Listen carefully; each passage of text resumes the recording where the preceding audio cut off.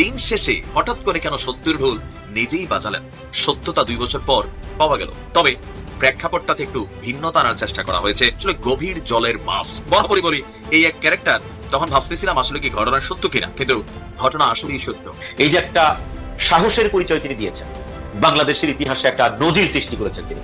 বাংলাদেশের ইতিহাসে অতীতের কোন রাজনীতিবিদ এমন সৎসাহস দেখান নাই, এমন ঝুঁকি নেন নাই।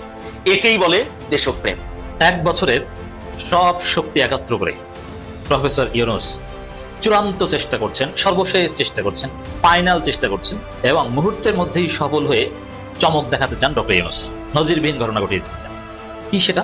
এবং উনি যে নজির সৃষ্টি করলেন, এটা কিন্তু আমরা চিরদিন মনে রাখবো। এটা একটা দৃষ্টান্তে স্থাপন করবো। ওই যে ঝড় আসার আগে ওয়েদার যেমন ঘুমট বাঁধা থাকে, গাছের পাতাও নড়ে না, বাতাসও নাই, কেমন জানি একটা থমথমে অবস্থা। ওই থমথমে অবস্থা কিন্তু সরকারের মধ্যে একদম চুপচাপ, কারণ একটা ঝড় তো আসতে যাচ্ছেই। অতঃপর 2 সপ্তাহেরও বেশি সময় পরে সেনাবাহিনী সেই ব্যাপারে কথা বলল।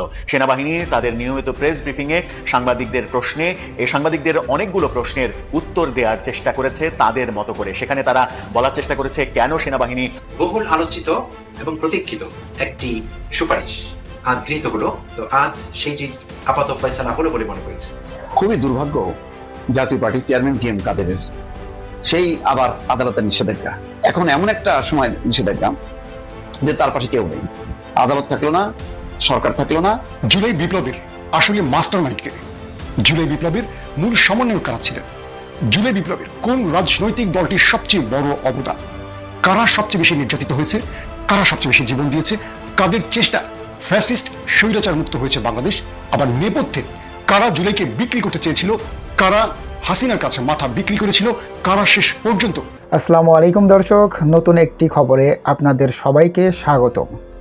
আশা করছি আপনারা ভিডিওর শুরুটা দেখেই বুঝতে পেরেছেন আজকের নিউজটা ঠিক কতটা গুরুত্বপূর্ণ হতে চলেছে এবং ঠিক কোন দিকটাকে ইঙ্গিত করছে। তাই বলবো দর্শক, যারা ভিডিওটি দেখতে শুরু করেছেন তারা অবশ্যই নিউজটি না টেনে সম্পূর্ণ মনোযোগ সহকারে দেখবেন, তাহলে এই বিষয় সম্পর্কে আসল তথ্যগুলো জানতে বা বুঝতে পারবেন। তো প্রিয় দর্শক, আমি আর কথা বাড়াবো না। ভিডিওর শুরুতে আপনাদের যেই ভিডিওগুলোর অংশবিশেষ দেখিয়ে শুরু করেছিলাম সেই ভিডিওগুলোর বিস্তারিত আলোচনা দেখব। তবে তার আগে অনুরোধ, যারা এখনও চ্যানেলটি সাবস্ক্রাইব করেননি সকলে চ্যানেলটি সাবস্ক্রাইব করে পাশে থাকা বেল আইকন বাজিয়ে দিন, আর যারা ইতিমধ্যে সাবস্ক্রাইব করে রেখেছেন তাদেরকে অসংখ্য ধন্যবাদ। প্রিয় দর্শক, চলুন একটি লাইক দিয়ে আমরা ধারাবাহিকভাবে সবগুলো ভিডিওর বিস্তারিত আলোচনা দেখে আসি। সাম্প্রতিক সময় ফ্যাসিস্ট হাসিনাকে সরাতে জুলাই বিপ্লবে আসলে কার সবচেয়ে বেশি অবদান, কে মাস্টার মাইন্ড, কে সবচেয়ে বড় ভূমিকা রেখেছে, এটা নিয়ে অনেক বিতর্ক আছে। যেহেতু দেশটার নাম বাংলাদেশ, এখানে সবসময় বিতর্ক থাকবে। সত্যকে আড়াল করতে হাজারো মিথ্যা ছড়িয়ে পড়বে এবং সত্যটাকে লুকাবার চেষ্টা করবে সবসময়। এটি বাংলাদেশের রাজনীতির নিয়ম। আসলে পর্দার অন্তরালে মাস্টার মাইন্ড আসলে কেউ না, মাস্টার মাইন্ড কেউ না। এই রাষ্ট্রে বিগত 15.5 বছর যারা নির্যাতিত হয়েছেন, যারা স্বাধীনতা হারিয়েছিলেন, যারা ভারতের বিরুদ্ধে একটা বড় সংগ্রাম বা পরিবর্তন চেয়েছিলেন, যারা হাসিনাকে রাষ্ট্র ক্ষমতায় আর দেখতে চাননি, যারা গুম খুন ক্রসফায়ার শিকার হয়েছে সেই সব পরিবার, বা যাদের বাক স্বাধীনতা হারিয়ে গেছে, যারা এই রাষ্ট্রে নিজেকে আর নাগরিক ভাবতে পারছিলেন না, যারা প্রতি মুহূর্তে পুলিশ, র্যাব বা গোয়েন্দা সংস্থার আতঙ্কে ভুগতেন, যারা দ্রব্যমূল্যের ঊর্ধ্বগতিতে নিষ্পেষিত হচ্ছিলেন, যারা জনদুর্ভোগে দুর্নীতির কারণে একেবারে দেয়ালের শেষ প্রান্তে গিয়ে ঠেকে গিয়েছেন, এরা সবাই হলো এই জুলাই অভ্যুত্থানের বিপ্লবী।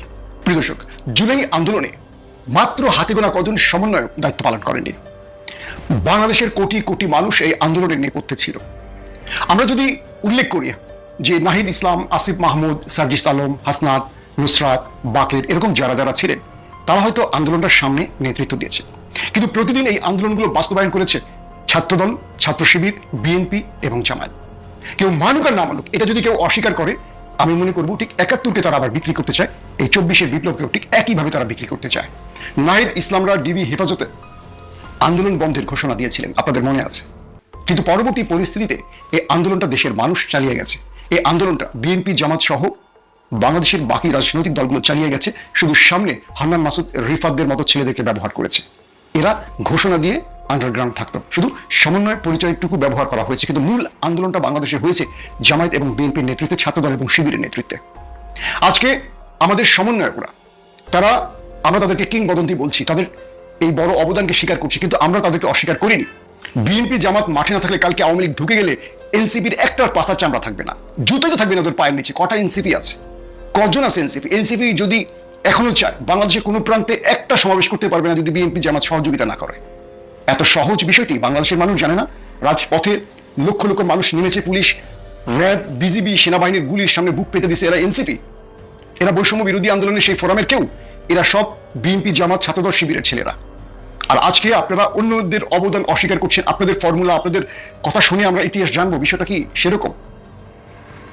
আজকে সোশ্যাল মিডিয়া আছে, বাংলাদেশে 40-50টা গণমাধ্যম আছে, তরতাজা খবর প্রতি মুহূর্তে আমরা দেখছি। যেহেতু এই বিপ্লবে আমরা গোপনীয় হই, প্রকাশ্যে হই, আমরাও জড়িত ছিলাম, আমরা অনেক সত্য জানি। অতএব সত্যটাকে এভাবে কেউ লুকাবেন না। আমি মনে করি নাহিদ ইসলামের মনের মধ্যে একটা ভয় কাজ করছে, সেটা হলো শেখ মুজিব যেমন বা শেখ হাসিনা যেমন জিয়ার অবদানকে খাটো করছে নিজেকে বাঁচাবার জন্য। ডাক্তার শফিকুর রহমান সাহেব, উনি হাসপাতালে আছেন, আপনারা জানেন, ওপেন হার্ট সার্জারি হবে। ওনাকে কিন্তু বিদেশে রাজি করাইতে পারে নাই চিকিৎসা নেবার জন্য। বলা হয়েছিল বিদেশের কথা, বলে না, আমার দেশের মানুষ তার বিদেশে যে চিকিৎসা নিতে পারে না, তাদের সেটা ভাগ্যেতে নাই। তাহলে আমার ভাগ্যেতে কেন অত বড় সুযোগ আসবে? এই সুযোগটা উনি নেয় নাই। ওনার এই চিকিৎসার পিছনে জামাতে এমন মানুষও আছে জানেন, 1000 কোটি টাকা খরচ করতে রাজি আছে। হ্যাঁ, এমন মানুষও আছে, কিন্তু উনি রাজি হয় নাই। বাংলাদেশের ভিতরেই ওনার চিকিৎসা হবে, ঢাকাতেই চিকিৎসা হবে। উনি আল্লাহর কাছে দোয়া চাইছেন, সবার কাছে দোয়া চাইছেন, আমরা সবাই দোয়া করব। এবং উনি যে নজির সৃষ্টি করলেন, এটা কিন্তু আমরা চিরদিন মনে রাখবো। এটা একটা দৃষ্টান্ত স্থাপন করলো। আমাদের দেশের অনেক দেখছি আমরা, এই যে গত 54 বছর দেখে আসছি, তো কারো একটু কাশি হইলে, হাঁচি হইলে, একটু কানে ব্যথা করলে, একটু নাকে ব্যথা করলে, একটু পাদু আসলে বিদেশে চিকিৎসার জন্য চলে যায়। হায় হায়, কেউ রুখতে পারে না তাদের, তারা বিদেশে যাবে, কারণ তাদের টাকা আছে ভাই, যান বাঁচানো খরচ, তো যাবে না কেন? এই কারণেই বাংলাদেশে কোনো চিকিৎসা ব্যবস্থা গইরা উঠে নাই। আর গইরা উঠতে দেয় নাই ওই যে পাশে থেকে, কারণ তারা তো একটা দোকান খুলা করছিল চিকিৎসা খাতে, শত শত কোটি টাকা নিয়ে চলে যেত। ওই ব্যবস্থাটা বাধা হয়েছে, এখন এটা যাচ্ছে চীনে। কিন্তু কখনো ভারতে, কখনো চীনে, কখনো সিঙ্গাপুরে যাইতে হবে কেন? 54 বছরও কেন চিকিৎসা ব্যবস্থার উন্নতি হলো না? কারণ ওই যে ওনাদের কাছে টাকা আছে, ওনারা যাইতে পারে। তাই এখানে চিকিৎসার উন্নতি করে লাভ কি? তোরা মর, আমাদের তো টাকা আছে, আমরা যাবো। কিন্তু জামাতের আমির সাহেব আপনাদের চোখে আঙুল দিয়া দেখাই দিল যে, ও নেতারা, তোমরা যেটা করতে এটা ভুল। আজকে ওরা যদি সত্যি বিদেশে না যাইতো, আমির সাহেবের মতো বাংলাদেশের চিকিৎসা নিত, এই দেশের চিকিৎসা ব্যবস্থা অনেক উন্নতি হয়ে যেত। যাই হোক, জামাতে আমির সাহেবের জন্য আমরা প্রাণ ভরে দোয়া করব। ইনশাআল্লাহ উনি ফেরত আসবেন, ওনাকে ফেরত আসতেই হবে ভাই। এই বাংলাদেশের জন্য দরকার আছে ভাই, ওনাকে দরকার আছে। আর এই জামাত না থাকলে পাশে, ইউনূস স্যার টিকতো না। নাটাই সুতা কার হাতে, তার সন্ধান করতে হবে ভাই। হাওয়ায় উড়ে, হাওয়ায় ঘুরে, কত রঙের ঘুড়ি, এই না জগৎ জুড়ি। নাটাই সুতা যার হাতে, তারই সন্ধান করি। আমাদেরকে তার সন্ধান করতে হবে। বর্তমান সরকার টিকাই আছে ভাই এই জামাতের কারণে, নাহলে কবে উড়ে যেত, ফু দিয়া উড়াই দিত, তো ফু দিয়া উড়াই দিত, টিকতে পারতো না। যেসব ষড়যন্ত্র ধরা পড়তেছে বর্তমানে, হায় হায়, মহা কেলেঙ্কারি ভাই, ভয়াবহ ঘটনা। দেখেন, এই সরকারের কিন্তু একটা উইকেটও কেউ খাইতে পারে নাই। হ্যাঁ, ধরে নেন এই সরকারের উইকেট কিন্তু ফালাইবার জন্য বহু চেষ্টা করা হয়েছে। এই 2 জনের পদত্যাগ চাই, ওই 3 জনের পদত্যাগ চাই, এর পদত্যাগ করতেই হবে অত তারিখের মধ্যে, বহু রকম কথা হয়েছে। কিন্তু এর মধ্যে অনেক রকম ষড়যন্ত্র, কিন্তু একটা উইকেটও কিন্তু ফেলতে পারে না সরকারের। সরকার কোনো উইকেট ফেলতে দিবে না, আবার সরকার ছক্কাও মারবে না। শ্রীলঙ্কার রানা তুঙ্গার মতো 1 রান করে রান নিবে ভাই। ছক্কা মারবে না, 4ও মারবে না। কোন রকম উত্তেজনা নাই কিন্তু সরকারের মধ্যে। সরকার কিন্তু একদম নীরব, চুপচাপ দেখা যাইতেছে। ওই যে ঝড় আসার আগে ওয়েদার যেমন ঘুমট বাঁধা থাকে, গাছের পাতাও নড়ে না, বাতাসও নাই, কেমন জানি একটা থমথমে অবস্থা, ওই থমথমে অবস্থা কিন্তু সরকারের মধ্যে, একদম চুপচাপ। কারণ একটা ঝড় তো আসতে যাচ্ছেই, 5 তারিখের আগে ঝড় তো আসতেই হবে, জুলাই সনদপত্রের ঘোষণা করতেই হবে, 3 তারিখেই ঘটনা ঘটাইতে হবে ভাই। কোনো উপায় নাই, যত বাধাই আসুক কেউ রুখতে পারবে না এই সরকারকে, কেউ রুখতে পারবে না। আপনারা কেউ হতাশ হবেন না, কারণ ওই যে একটু আগে বললাম, সরকার একা না ভাই, সরকারের পাশে জামাত ইসলাম আছে। আর জামাত ইসলাম থাকলে ছাত্র শিবির থাকবে, আর ছাত্র শিবির যেখানে আছে ওইখানে এনসিপি নিশ্চয়ই থাকবে। বর্তমানে কিছু কথাবার্তা শোনা যাচ্ছে এনসিপির সাথে ছাত্র শিবিরের দূরত্ব বাড়তেছে। নাহিদ ইসলাম কিছু বক্তব্য রাখছে যে জুলাই গণ অভ্যুত্থানের পিছনে যে কলকাঠি নার্সের শিবির শোনা যায়, এটা ভুল। আমরা কারোর চাবিতে চলি নাই, আমরা কোনো চাবি দেওয়া পুতুল না, আমাদের পিছনে জামাত শিবির ছিল না, এমন একটা কথা বলছে। এগুলো আমি মাথায় নিতে চাই না, কেন জানেন? এগুলা তাদের মেকিং গেম। হ্যাঁ, নিজেদের বোঝা পড়ার খেলা এগুলো, এই খেলাতে আমি পড়তে চাই না। আমার ব্যক্তিগত ধারণা এনসিপি শিবির ওরা একই আছে, কোনো দূরত্ব সৃষ্টি হয় নাই, ওই রসুনের মতো এক জায়গায় আছে, নিজেরা ঠিক আছে। আমাদেরকে হয়তো একটু মাইন্ড ডাইভার্ট করার জন্য এইসব বলতেছে। যাই হোক, আমরা ওদিকে মাইন্ড ডাইভার্ট করতে চাই না, আমরা মাইন্ডটা ঠিক রাখতে চাই একদিকে, সেই নজরটা দিতে চাই বাংলাদেশের পতাকার দিকে। দেশ আগে ভাই, দল পরে, দেশ আগে, তাই না? আর এই দেশের জন্য কারা সবচেয়ে ভালো দল, এটা যদি আমরা 2026-এ না বুঝতে পারি, আর কোনোদিন বুঝতে পারব না। আর এখনই এটা বুঝার শেষ সময়, এরপরে আর বুঝার কোনো সময় থাকবে না আমাদের হাতে। এক বছরের সব শক্তি একাত্র করে প্রফেসর ইউনূস চূড়ান্ত চেষ্টা করছেন, সর্বশেষ চেষ্টা করছেন, ফাইনাল চেষ্টা করছেন এবং মুহূর্তের মধ্যেই সফল হয়ে চমক দেখাতে চান ডক্টর ইউনূস। নজিরবিহীন ঘটনা ঘটিয়ে দিতে চান। কি সেটা? আমরা দেখছি যে ঐক্যমত কমিশন ব্যর্থ, কার্যকর কোনো ঐক্যমত নেই, কিন্তু সময় শেষ, 31 জুলাই এসে গেছে। এই পরিস্থিতিতে ঐক্যমত কমিশনকে সফল হিসেবে দেখানো, এটা কয়েক ঘন্টার সময় আছে, কিন্তু সেই কয়েক ঘন্টা সময় মানে 3 ঘন্টা, 4 ঘন্টা, 5 ঘন্টা, কারণ সময় যদি 31শে জুলাই শেষ হতে 14-15 ঘন্টা বা 24 ঘন্টাও থাকে, রাজনৈতিক দলগুলোর সাথে ঐক্যমত কমিশন বৈঠক তো আর ওই 24 ঘন্টা করবে না, বৈঠকে তো হয়তো 4-5 ঘন্টা, বাকি সময় খাওয়া, সাংবাদিকদের সাথে কথা বলা, চা খাওয়া ইত্যাদি। এর মানে আমরা 31 জুলাইয়ের আগ পর্যন্ত উল্লেখযোগ্য কোনো সফলতা কিছুই দেখিনি, এমনকি জুলাই সনদ নিয়ে ঐক্যমতের ধারে কাছেও নেই, যেখানে রাজনৈতিক দলগুলো বলছে স্পষ্টভাবে যে আমরা সাইন করবো না এইভাবে। সেই জায়গায় আলী রিয়াজ বলছেন ঐক্যমত কমিশনের আলোচনা চূড়ান্ত সিদ্ধান্তের দিকে এগোচ্ছে এবং তারা সফলতার কথা বলছে। এর মানে শেষ মুহূর্তে, শেষ কয়েক ঘন্টায় অস্বাভাবিক নজিরবিহীন কোনো সফলতা বা ঘটনা দেখিয়ে দিতে চায়। এটাকে আদৌ হবে? তবে চেষ্টা করছেন, কারণ প্রফেসর ইউনূসের মান সম্মান রক্ষা করার একটা বিষয়। এই ঐক্যমত কমিশন এটা প্রফেসর ইউনূসের থিওরি, তিনি নিজে এটা চেয়ারম্যান। দফায় দফায় এত আলোচনা, এত কিছু করেছিলেন, ব্যাপক আশা আকাঙ্ক্ষা জাগ্রত করেছিলেন, জনগণের হিউজ এক্সপেকটেশন তৈরি করেছিলেন যে না, ঐক্যমত কমিশন হয়েছে, এর মধ্য দিয়ে হবে একটা সুন্দর বাংলাদেশ, নতুন বাংলাদেশ, ঝামেলা মুক্ত বাংলাদেশ। আমরা এই কমিশনের মাধ্যমেই এটা করব। সংস্কার কমিশন হয়েছে, সুপারিশমালা দিয়েছে, ঐক্যমত কমিশন আলাপ আলোচনা করে একটা ফাইনাল ডেস্টিনেশন করবে। কিন্তু আমরা কি দেখেছি? ভিপি নুরুর কথা ওইটাই সত্য যে কিয়ামত পর্যন্ত এভাবে চললে ঐক্যমত হবে না। আসলে তেমন কোনো ঐক্যমত হয়নি, কয়েকটা বিষয় ঐক্যমত হয়েছে, সেটা মৌলিক না, এবং তাও কবে বাস্তবায়ন হবে এবং এই ঐক্যমতের কোনো আইনি ভিত্তি আছে কিনা তার কোনো নিশ্চয়তাও দিতে পারেন। এর মানে আদৌ সবকিছু ব্যর্থ। সেই জায়গায় দাঁড়িয়ে চূড়ান্ত সিদ্ধান্তের দিকে এগোচ্ছে। তো চূড়ান্ত সিদ্ধান্তটা কি?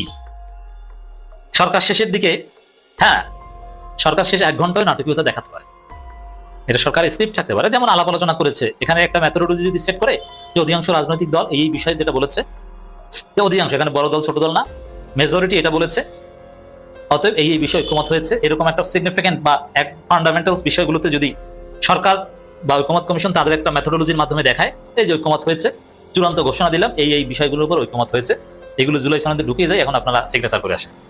শেষের দিকে ঐক্যমত হিসাবে সরকার তার নিজস্ব কোনো মেথোডোলজিতে বিএনপি যাই বলুক, মেজরিটি বিবেচনায় যদি এরকম কোনো ঘোষণা দিতে পারে শেষে 1 ঘন্টায়ও, এটা অনেক আগেও রেডি করা থাকতে পারে, তাহলেও আসলে শেষ মুহূর্তে সরকারের চমক দেখানো হবে সম্ভব। কিন্তু স্বাভাবিক হিসাবে ভিজিবল বা এরকম নাটকীয় কিছু না করলে আমরা এরকম কিছু দেখবো না, নাটকীয় কিছু করতে হবে, এটা হচ্ছে কন্ডিশন। এগুলো সব একত্র করে এই শেষ কয়েক ঘন্টায় চমক দেখানোর অপেক্ষায় প্রফেসর ইউনূস সরকার। এটা যদি পারেন তাহলে পিসফুল পাওয়ার ট্রানজিশন হবে বাংলাদেশে। আর এটা যদি ডক্টর ইউনূস সরকার না পারেন, আমি নিশ্চিত ইউনূসকে চলে যেতে হবে। ইউনূসকে চলে যাওয়া মানে কি নির্বাচন হওয়া না, তখন অন্য কেউ এসে দায়িত্ব নেবে, তখন নির্বাচন আরো দিল্লি দেবে, তখন আমরা একটা সাইকেলের মধ্যে পড়ে যাবো, 111 সাইকেলের মধ্যে। এটা অনেকে চায়। এই যে দেখেন না, দেবপ্রিয় ভট্টাচার্যরা কি বলে, তাদের বক্তব্য কি? দেবপ্রিয় ভট্টাচার্যরা ওইটাই বলেন যে ইউনূসের এখন এক্সিট নিয়ে ভাবা দরকার, সেফ এক্সিট নিয়ে ভাবা দরকার, সেফ এক্সিটের প্রক্রিয়া খোঁজা দরকার, তিনি আর পারছেন না। বিএনপিও বলছে 10 মাসের বেশি থাকলে অস্থিতিশীলতা তৈরি হয়, এর মানে তারা অস্থিতিশীলতা তৈরি করবে। এমনকি বিএনপির এই প্ল্যানও আছে, তারা অস্থিতিশীলতা তৈরি করে আর পাচ্ছে না, বাধ্য হয়ে ডিসেম্বর নির্বাচন দিয়ে চলে যাবে, এই সিদ্ধান্ত যাতে নেয়। এই ধরনের প্লটও বিএনপির আছে, এই ষড়যন্ত্র বিএনপি তৈরি করে রেখেছে। এমন খালেদা জিয়াকে সামনে রেখে এই ষড়যন্ত্র করতে পারে বিএনপি। এই সব ষড়যন্ত্র ব্যর্থ হবে যদি ঐক্যমত কমিশন শেষ মুহূর্তে এরকম কোনো চমক দেখাতে পারে, নইলে ইউনূসের কপাল খারাপ, ভবিষ্যৎ খারাপ। খুবই দুর্ভাগ্য জাতীয় পার্টির চেয়ারম্যান জি এম কাদেরের সেই আবার আদালতের নিষেধাজ্ঞা। মনে আছে আপনাদের? শেখ হাসিনার সময় কিন্তু একই রকম আদালতের নিষেধাজ্ঞার কারণে তিনি চেয়ারম্যান হিসেবে কোনো অ্যাক্ট করতে পারছিলেন না, আবার সেই নিষেধাজ্ঞা। এবং এখন এমন একটা সময় নিষেধাজ্ঞা যে তার পাশে কেউ নেই, আদালত থাকলো না, সরকার থাকলো না, দলের নেতারাও থাকলো না, সিনিয়র নেতাদের সবাইকে তিনি বহিষ্কার করছিলেন। বহিষ্কার করে তুলনামূলকভাবে নবীন নেতৃত্ব তার পাশে নিয়ে রাখছিল। এখন যেটা হলো যে আদালতের নিষেধাজ্ঞার বদলে উনি কোনো দায়িত্ব পালন করতে পারবেন না, কিন্তু যাদেরকে তিনি বহিষ্কার করলেন তারা এখন স্বপদে ফিরে আসবেন। দেখেন কি ক্যাসকাকলে পড়ছে যে এখন জিএম কাদের থেকেও নেই। জাতীয় পার্টি চেয়ারম্যান জিএম কাদেরের সাংগঠনিক কার্যক্রম পরিচালনার উপর অস্থায়ী নিষেধাজ্ঞা দিয়েছেন ঢাকার প্রথম যুগ্ম জেলা জজ আদালত। একই সঙ্গে জাতীয় পার্টির senior co chairman barrister Anisul Islam Mahmud, co chairman ABM Ruhul Amin Howlader এবং মহাসচিব মুজিবুল হক টুনু সহ অন্যান্য প্রেসিডিয়াম সদস্যদের উপর দেয়া জিএম কাদেরের বহিষ্কারাদেশের উপর নিষেধাজ্ঞা দিয়ে তাদের স্বপদে বহালের আদেশ দিয়েছে আদালত। অর্থাৎ জিএম কাদের উপর নিষেধাজ্ঞা, কিন্তু অন্যদের উপর নিষেধাজ্ঞা প্রত্যাহার করে বহিষ্কারাদেশের উপর নিষেধাজ্ঞা দিছে। তাহলে তারা আবার শপথে ফিরবেন। বুধবার ঢাকার প্রথম যুগ্ম জেলা জজ মোহাম্মদ নুরুল ইসলাম এই আদেশ দেন। শপথে পুনর্বহাল হওয়া জাতীয় পার্টির অন্য নেতারা হলেন দলটির প্রেসিডিয়াম সদস্য সুলাইমান আলম শেখ, জহিরুল ইসলাম জহির, নাজমা আক্তার, মোস্তফা আল মাহমুদ, আরিফুল রহমান, নাসিরউদ্দিন মাহমুদ, জসিমউদ্দিন জসিম এবং দপ্তর সম্পাদক এম এ রাজ্জাক খান। এই বিষয়ে তাৎক্ষণিক প্রক্রিয়ায় রুহুল আমিন হাওলাদার বলছেন, এই ঐতিহাসিক রায় প্রমাণ করে দিয়েছে আইন এবং ন্যায় বিচার এখনো জীবিত। সত্যকে নিশ্চিহ্ন করা যায় না এবং দলীয় গঠনতন্ত্রকে পায়ে নিচে ফেলা যায় না। স্বৈরতন্ত্র, দলীয় কর্তৃত্ববাদ এবং অবৈধ ক্ষমতার দখলের রাজনীতির বিরুদ্ধে এটি একটি কঠোর বার্তা। জাতীয় পার্টি কখনোই একক ব্যক্তির মালিকানাধীন সংগঠন নয়, এটি দেশের লাখো মানুষের আশাকাঙ্ক্ষার রাজনৈতিক প্ল্যাটফর্ম। আজ আদালতের রায় সেই প্ল্যাটফর্ম আবারও গণতন্ত্রের পথে ফিরেছে। আমরা মহান আল্লাহর দরবারে শুকরিয়া আদায় করি এবং দেশবাসী এবং জাতীয় পার্টির সর্বস্তরের নেতা কর্মীদের শুভেচ্ছা এবং অভিনন্দন জানাই। সত্যের জয় হোক, অহংকারের পরাজয় হোক। হাওলাদার বলেন, এখন পার্টির সকল স্তরের নেতা কর্মীদের নিয়ে বৃহত্তর উপরে পল্লী বন্ধু এরশাদের স্বপ্নের জাতীয় পার্টি গড়ে তুলব। আমাদের মধ্যে আর কোনো ভেদাভেদ থাকবে না। আমরা সবাই প্রয়াত এরশাদের সৈনিক হিসাবে জাতীয় পার্টির জন্য নিবেদিত হয়ে একটি সাম্য, প্রগতি এবং মানবিক বাংলাদেশ প্রতিষ্ঠা করব। যাক, লম্বা বক্তব্য দিছে। এখন তাহলে জিএম কাদেরের কোন দিকে যাবেন? এর আগেও তো শেখ হাসিনার সময় তিনি যতক্ষণ না প্রত্যাহার হয়েছে ততক্ষণ পর্যন্ত কিন্তু নিষেধাজ্ঞার মধ্যে ছিলেন। এখন নিষেধাজ্ঞা যদি তিনি উপেক্ষা করেন, কন্টেম্প অফ কোর্ট হবে, অর্থাৎ আদালত অবমাননা মামলায় করবেন। সুতরাং একটা ভারী ক্যাচা করলেন কিন্তু জিএম কাদের। এমনিতেই জাতীয় পার্টির অবস্থা ভালো না, মানে রংপুর ছাড়া এমনিতে তাদের কোনো বেজ নাই। আছে কিছু নেতা, পুরনো নেতা, কিন্তু সেই নেতারা অতীতে কখনোই নিজের পায়ে দাঁড়ানো সেই কাজটি করেননি। সবসময় ক্ষমতার ছত্রছায়া থেকে নিজেদের রক্ষা করেছেন অথবা ভাগ্য গড়ার চেষ্টা করেছেন। সর্বশেষ দ্বাদশ জাতীয় সংসদ নির্বাচনের আগেও তাদের বেশ ভালো ভূমিকা ছিল এক পর্যায়ে, কিন্তু পরে আবার যাতাই ওই ঘুরে ফিরে নির্বাচন। দর্শক, আশা করি সবগুলো ভিডিওই আপনি মনোযোগ সহকারে দেখেছেন। সেই সাথে দর্শক, এই ভিডিওগুলো সম্পর্কিত যদি কোনো তথ্য বা মতামত থাকে তাহলে অবশ্যই কমেন্টস করে জানিয়ে দিন। এতক্ষণ সাথে থাকার জন্য ধন্যবাদ। আবার দেখা হবে আগামী ভিডিওতে কোনো নতুন টপিকস নিয়ে। সকলের সুস্বাস্থ্য কামনা করে বিদায় নিচ্ছি। আল্লাহ হাফেজ।